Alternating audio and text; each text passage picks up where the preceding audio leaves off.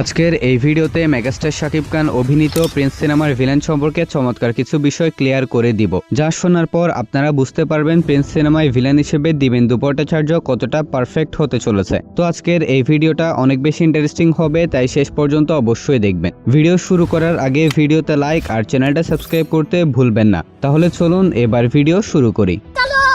So যেমনটা আমি আমার আগের একটা ভিডিওতে একদম ক্লিয়ার করে দিয়েছিলাম, মেগাস্টার শাকিব খান অভিনীত এবং আবু হায়াত মাহমুদ পরিচালিত Prince once upon A time in Dhaka সিনেমায় শাকিব খানের বিপক্ষে ভিলেন হিসেবে প্রেজেন্ট হতে চলেছে বলিউড অভিনেতা দিবেন্দু ভট্টাচার্য।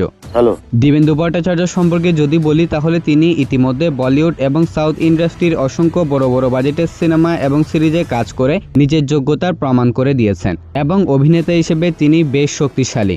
আপনারা হয়তো মির্জাপুর সিরিজের নাম শুনেছেন, যেটা ইন্ডিয়ার অন্যতম হিট সিরিজগুলোর মধ্যে একটি।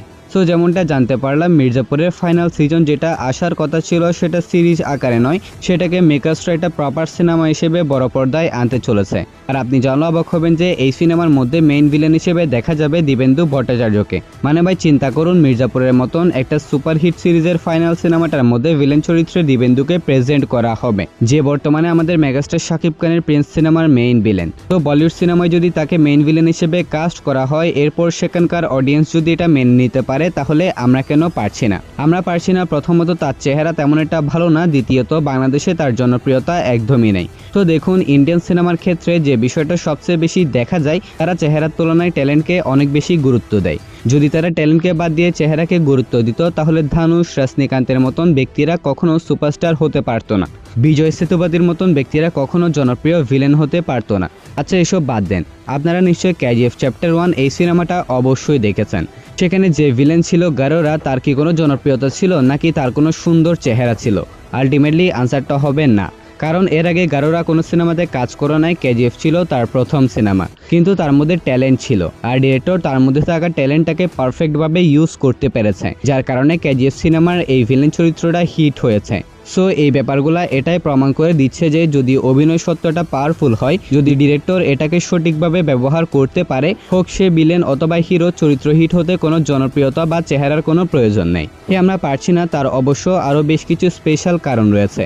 আর কারণগুলো হলো, প্রিন্স সিনেমাকে ঘিরে এতদিন পর্যন্ত অসংখ্য রিউমার্স শোনা গিয়েছে, যেখানে বলা হয়েছে কখনো নওয়াজুদ্দিন সিদ্দিকী, কখনো প্রসেনজিৎ, আবার কখনো জ্যাকি শ্রফের মতন অভিনেতাদের নাম।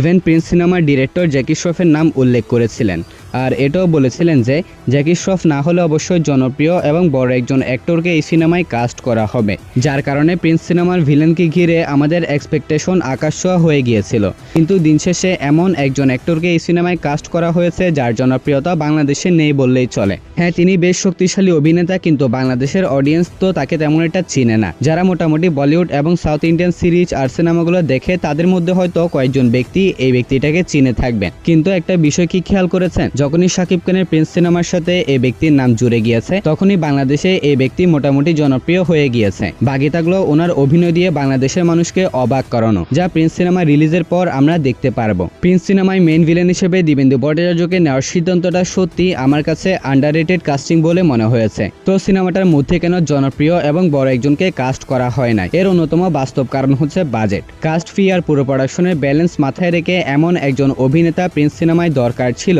যিনি পারফরমেন্সে আগুন ধরাতে পারবেন, আবার প্রজেক্টের ভারসাম্য নষ্ট করবেন না। সেই জায়গা থেকে প্রিন্স সিনেমার টিমের সিদ্ধান্তটা আমার কাছে বেশ স্মার্ট বলে মনে হয়েছে। শাকিব খানের মতন মেগাস্টারের বিপরীতে এমন একজন ব্যক্তিকে এই সিনেমায় দরকার ছিল, যিনি অভিনয়ে শক্ত, সিরিয়াস এবং চরিত্রটাকে বিশ্বাসযোগ্যভাবে তুলে ধরতে পারবেন। দিবেন্দু ভট্টাচার্য সেই ধরনের পারফরমেন্স ভিত্তিক অভিনেতা, কিন্তু কথা হচ্ছে দিবেন্দু ভট্টাচার্যকে সঠিকভাবে ব্যবহার করতে জানতে হবে। কারণ বিগত সময়ে আমরা যেমনটা দেখতে পেয়েছিলাম, শাকিব খানের বিগ ব্লকবাস্টার এবং হাই অকটেন লাস্ট 3টা সিনেমা তুফান, বরবাদ এবং তাণ্ডব, এই 3টা সিনেমার মধ্যে কিন্তু ভিলেনদেরকে অতটা পাওয়ারফুলভাবে প্রেজেন্ট করা হয়নি। স্পেসিফিকভাবে বরবাদ সিনেমার কথাটা অবশ্যই বলতে হবে, কারণ বরবাদ সিনেমার মধ্যে যিশু সেনগুপ্তের মতন একজন পাওয়ারফুল অভিনেতাকে পাওয়ার সুযোগ হয়েছিল।